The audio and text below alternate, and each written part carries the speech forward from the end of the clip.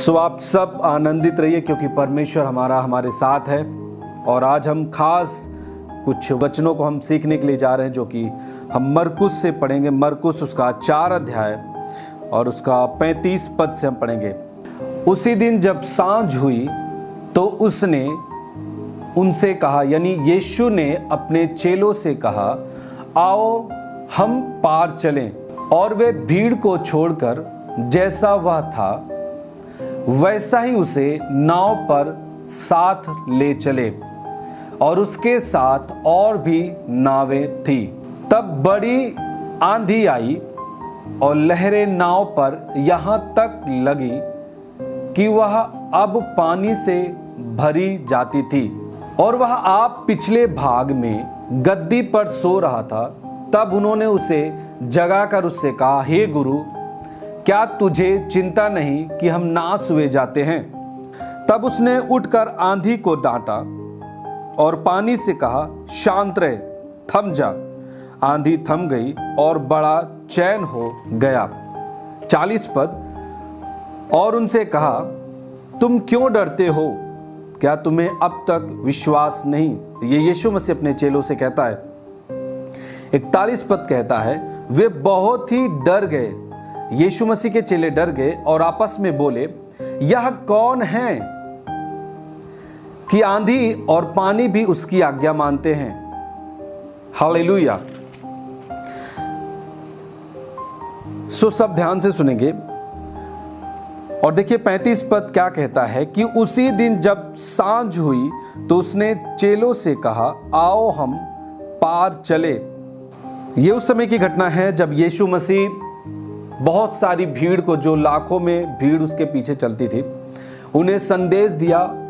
और यदि हमने और अध्ययन किया तो वहाँ पे इस तरीके से है कि यीशु मसीह उस समय बहुत ही थक गया था और जिस नाव पर वो नाव से उपदेश दे रहा था वो उसी नाव पर रेस्ट करने लगा। और बाइबल कहता है कि यीशु ने अपने चेलों से कहा, आओ हम पार चलें। यीशु मसीह अपने चेलों से कहता है, आओ हम पार चलें। और उसके बाद क्या होता है कि सब जो चेले थे वे तैयार हुए यीशु के साथ उस पार, नदी के उस पार जाने के लिए। 36 पद कहता है, और वे भीड़ को छोड़कर जैसा वह था, उस समय वो भीड़ को संदेश दे रहा था, और वैसे ही वहीं पर संदेश देने के बाद वो वहीं से उस पार, नदी के उस पार जाने का निर्णय लिया और अपने चेलों से कहा। और बाइबल कहता है कि वैसा ही उसे नाव पर साथ ले चले, उसके साथ और भी नावें थी। यीशु मसीह के साथ यीशु मसीह के चेले जिस नाव में थे और उसके साथ और भी नावें थी जो उस पार जाने के लिए यीशु की बात पर सहमति उन्होंने जताया और वे चल दिए। और बाइबल कहता है जब वो उस झील में, उस नदी में, उसके जब बीच में पहुंचे, वे जा ही रहे थे, तब बड़ी आंधी आई। बाइबल कहता है तब बड़ी आंधी आई और लहरें नाव पर यहां तक लगी कि वह पानी से भरी जाती थी। जो यीशु मसीह के साथ नाव थी और जिस नाव में आप यीशु मसीह था और उसके चेले थे, वो भी नाव उस आंधी के कारण और लहरों के कारण वो नाव भरने लगी पानी के द्वारा।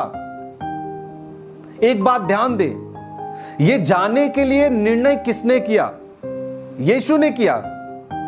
परंतु आंधी आई, वो भी बड़ी आंधी रास्ते में आई और लहरें उस नाव में पानी को भर दी।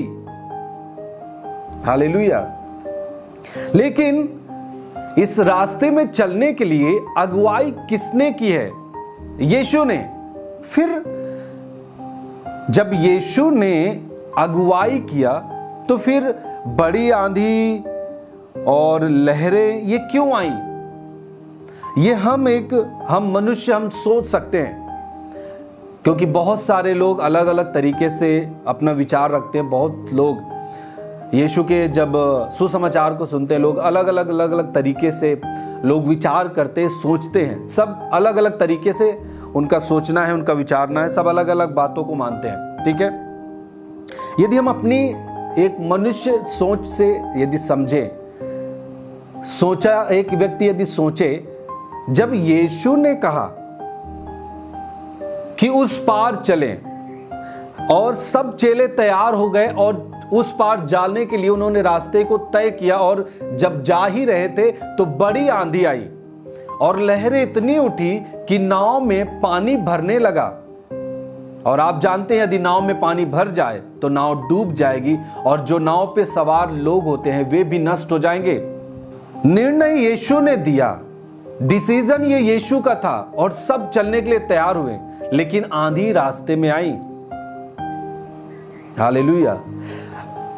एक बात याद रखें, और जब हम बाइबल में पढ़ते हैं, यीशु मसीह अपने लोगों को समझा रहा था कि जो ये परमेश्वर के वचन को सुनता है, मानता है, उस पर चलता है, वो व्यक्ति अपना घर चट्टान पर बनाता है, और जो व्यक्ति परमेश्वर के वचन पर नहीं चलता वो व्यक्ति अपना घर बालू पे बनाता है।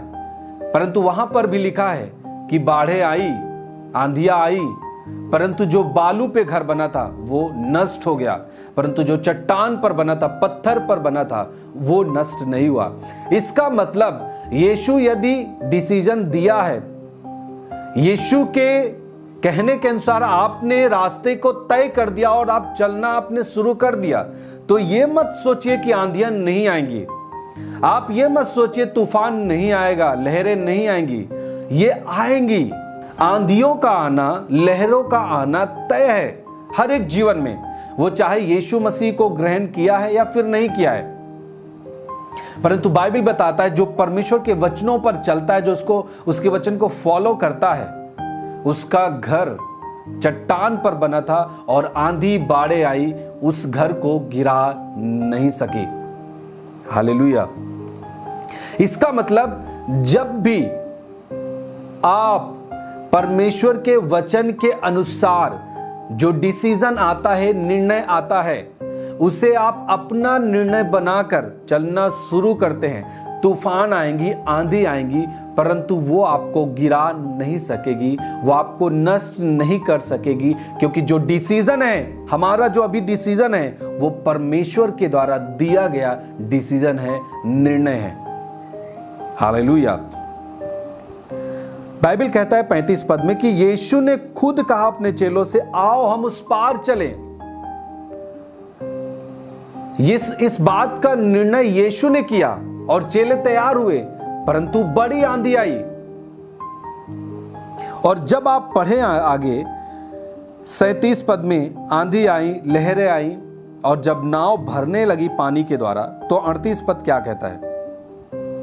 पर वह आप पिछले भाग में गद्दी पर सो रहा था। कौन? यीशु मसीह चलने का निर्णय लिया और यीशु मसीह उस नाव में जो एक जगह थी, पिछला भाग जो था, उस गद्दी पर यीशु सो रहा था। सोने का कारण यह था क्योंकि वो बहुत ही थक चुका था उस समय प्रचार करते समय। और ये आम बात है, ये सब व्यक्ति जानते हैं, जब एक मनुष्य जब शरीर में है वो थकेगा, है ना, उसे भूख लगेगी, वो खाना खाएगा, वो नहाएगा, वो जो कुछ एक मनुष्य करता है दैनिक जीवन में, वो सब कुछ करेगा। यीशु ने सब कुछ किया, परंतु उसने पाप नहीं किया, उसने विवाह नहीं किया, उसने पाप का उसके अंदर एक भी अंश नहीं था। बाकी जो भी मानव जीवन में होना चाहिए उसने सब कुछ किया। उसने शिक्षा को ग्रहण किया, वो माता पिता के अधीन रहा, अपने गुरुओं के साथ बैठता था, हर कुछ यीशु ने किया।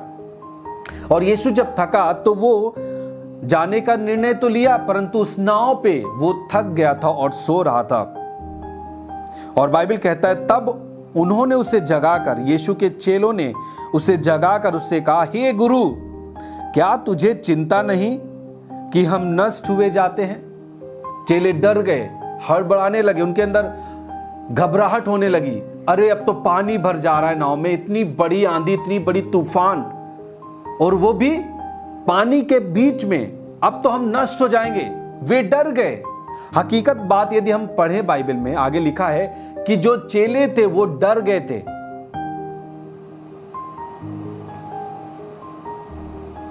और उन्होंने कहा, प्रभु क्या आपको कुछ भी चिंता नहीं, हम नष्ट हुए जाते हैं। 39 पद कहता है, उसने उठकर आंधी को डांटा और पानी से कहा, शांत रहे, थम जा, और आंधी थम गई और बड़ा चैन हो गया। आमीन, हालेलुया। मैं आपको बताना चाहता हूं एक बात। जब यीशु को आपने ग्रहण किया और अब आपने कहा यीशु मसीह मेरे जीवन का प्रभु है, तो अब क्या करना है आपको? अब जो यीशु आपको कहता है वो बात आपको करनी है। अब यीशु का वचन जो आपके लिए कहता है उसे करना है। हालेलुया। यदि आप यीशु जो कहता है उसे आप करने से पीछे हटते हैं तो आप जो यीशु देना चाहता है वो आप पा भी नहीं सकते। जो उद्धार देना चाहता है वो आप नहीं पा सकते। जो ब्लेसिंग्स, जो आशीषें प्रभु आपको देना चाहता है आप उसे प्राप्त नहीं कर सकते। जब आप उसकी बातों को नहीं मानेंगे तो उस बात में जो आशीषें आनी चाहिए उसे भी आप प्राप्त नहीं कर सकते। हालेलुया। मैं आपको बताना चाहता हूं, जब यीशु को आपने ग्रहण किया है, आपने विश्वास किया है, तो उसके हर बात पे आपको विश्वास करना है। उसका डिसीजन हमारा डिसीजन होना चाहिए। जो उसका निर्णय है वो हमारा निर्णय होना चाहिए। यदि यीशु ने कहा कि वो मार्ग गलत है, वो तुझे नष्ट करेगा, वो तुझे असफलता में लेके जाएगा, तो हमें अब उस मार्ग पे चलना छोड़ देना चाहिए। जो यीशु कहता है उस मार्ग को पकड़ना चाहिए, तो ताकि जो आशीषें आना चाहिए वो हमें हमारे पास आने पाए। हालेलुया। कई बार हम अपनी आशीषों को बाइबल में जो लिखा हम पाना चाहते हैं, परंतु उसके अनुसार करते नहीं। यीशु जो निर्णय आपको देता है, जो डिसीजन देता है, जो आपको शब्द देता है, जो वचन देता है, आप उसके अनुसार करने के लिए चौकसी नहीं करते। इस कारण से आप उसकी आशीषों को भी नहीं प्राप्त कर पाते और आप सोचते हैं क्यों मैं नहीं पा रहा हूं, उन आशीषों को प्राप्त क्यों नहीं कर पा रहा। और लोग तो पा रहे हैं, और लोग अपने जीवन में आशीषों को पा रहे हैं, बड़े बड़े चंगाई को ग्रहण कर रहे हैं, बरकतों को ग्रहण कर रहे हैं। मैं क्यों नहीं पा रहा? कारण यही है कि आप जो यीशु का डिसीजन है वो आपका डिसीजन आज बना नहीं है। यीशु का जो निर्णय है वो आपका निर्णय नहीं है। हालेलुया। यीशु कहता अब चल, अब व्यभिचार छोड़ दे। उसमें एक व्यक्ति नष्ट हो जाता है, उसमें नरक है, उसके द्वारा तू परमेश्वर से दूर रहेगा। जब तू उसे करेगा परमेश्वर की आशीष तेरे ऊपर नहीं रहेगी। और जब आप उसे छोड़ देते हैं, ये परमेश्वर आपको एक निर्णय दे रहा है, आपको डिसीजन दे रहा है। जैसे यीशु ने कहा कि आओ हम पार चले, सब चेले चलने के लिए तैयार हुए, परंतु तूफान आया। लेकिन तूफान को शांत कौन किया? जिसने कहा आओ हम पार चले। सो जो आपको कह रहा है कि पार चलो, बेविचार छोड़ दो, चोरी छोड़ दो, लड़ाई झगड़ा छोड़ दो, अब एक अलग दुनिया में बसो, इस संसार से अलग हो जाओ। जो आपको लेके चल रहा है, जो आपको बात कह रहा है, जो आपको अपने साथ लेना चाह रहा है कि मेरे साथ आओ, उस पार चलो। और जब आप उसके साथ चलेंगे तो जो आंधी आएगी वो वही शांत करेगा जो आपके साथ है, जो आपके नाव में है। हालेलुया। चर्च की सभी प्रार्थनाओं को और परमेश्वर के दास के द्वारा टीचिंग सुनने के लिए और अपडेट्स को जानने के लिए हमारे इस चैनल को सब्सक्राइब करें और साथ में बेल आइकन को जरूर दबाएं ताकि जब भी लाइव प्रार्थना हो तो सबसे पहले आप देख सकें।